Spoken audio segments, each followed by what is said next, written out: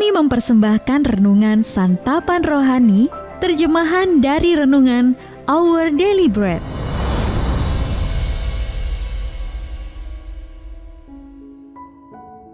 Untuk menerima notifikasi video baru kami, silakan tekan tombol subscribe dan tanda lonceng di bawah ini. Sahabat ODB, pembacaan Alkitab hari ini terambil dari Keluaran pasal 26, ayat yang ke-30 sampai dengan pasal yang ke-27 ayat yang ke-8.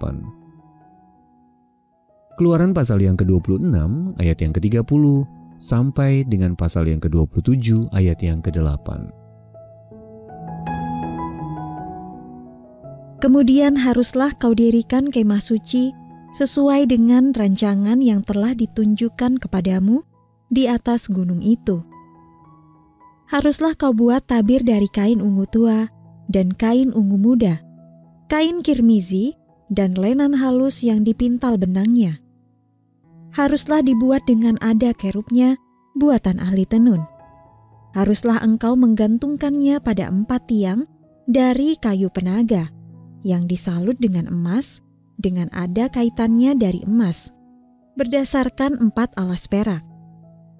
Haruslah tabir itu kau gantungkan pada kaitan penyambung tenda itu, dan haruslah kau bawa tabut hukum ke sana, ke belakang tabir itu, sehingga tabir itu menjadi pemisah bagimu antara tempat kudus dan tempat maha kudus.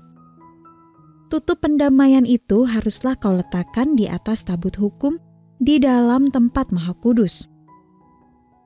Meja itu haruslah kau taruh di depan tabir itu, dan kandil itu berhadapan dengan meja itu pada sisi selatan dari kemah suci, dan meja itu haruslah kau tempatkan pada sisi utara. Juga haruslah kau buat tirai untuk pintu kemah itu dari kain ungu tua, kain ungu muda, kain kirmizi, dan lenan halus yang dipintal benangnya, tenunan yang berwarna-warna. Haruslah kau buat 5 tiang dari kayu penaga untuk tirai itu, dan kau salutlah itu dengan emas, dengan ada kaitannya dari emas. Dan untuk itu, haruslah kau tuang 5 alas dari tembaga.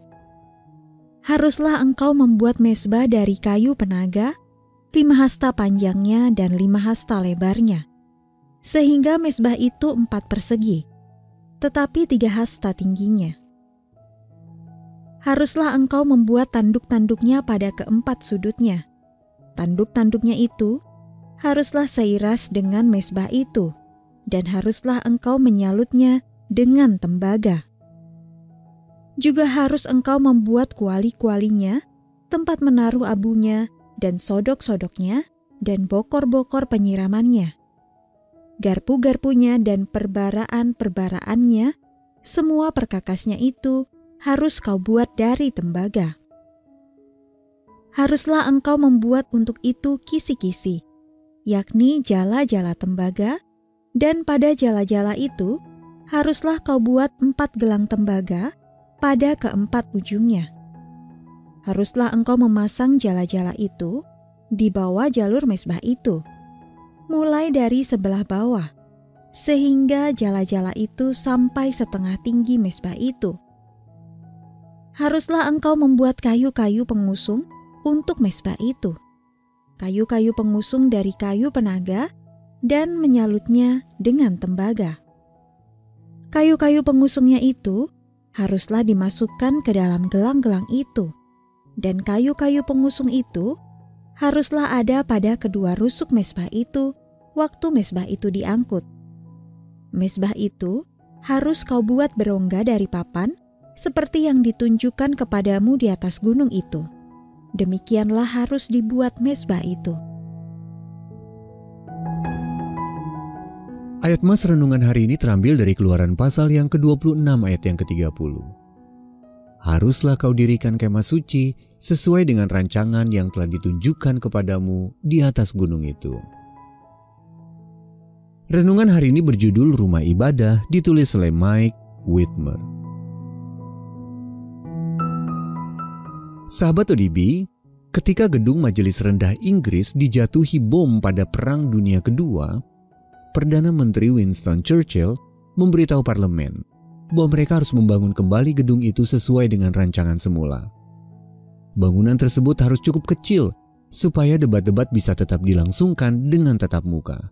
Bangunan itu juga harus berbentuk persegi panjang, bukan setengah lingkaran, sehingga para politisi dapat leluasa bergerak di bagian tengahnya. Dengan demikian, sistem kepartaian di Inggris terus dipertahankan, dengan pihak kiri dan kanan saling berhadapan langsung, sehingga masing-masing pihak harus berpikir cermat sebelum mengalihkan dukungan mereka. Churchill menyimpulkan, kita membentuk bangunan-bangunan kita dan setelah itu bangunan-bangunan tersebut yang membentuk kita. Mungkin Allah mempunyai pemikiran yang sama dengan Churchill. 7 pasal dalam kitab Keluaran, yakni pasal 25-31, memberikan petunjuk tentang cara membangun kemah suci, dan 6 pasal lagi, yakni pasal 35-40, menjelaskan bagaimana bangsa Israel melakukannya. Allah peduli dengan ibadah mereka. Ketika umat memasuki pelataran kemah suci, gemerlap emas dan warna-warni tirai kemah suci akan mempesona mereka. Mezbah korban bakaran dan bejana pembasuhan mengingatkan mereka pada mahalnya harga pengampunan mereka.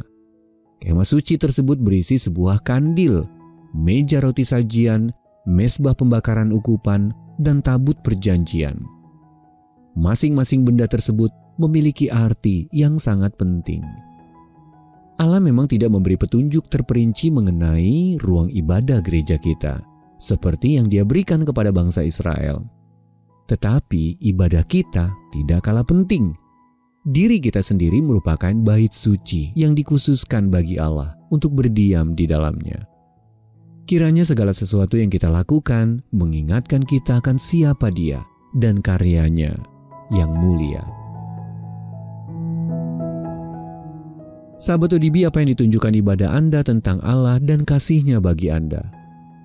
Perubahan apa yang ingin Anda buat? Mari kita berdoa. Ya Bapa, Engkau layak menerima ibadahku yang terbaik.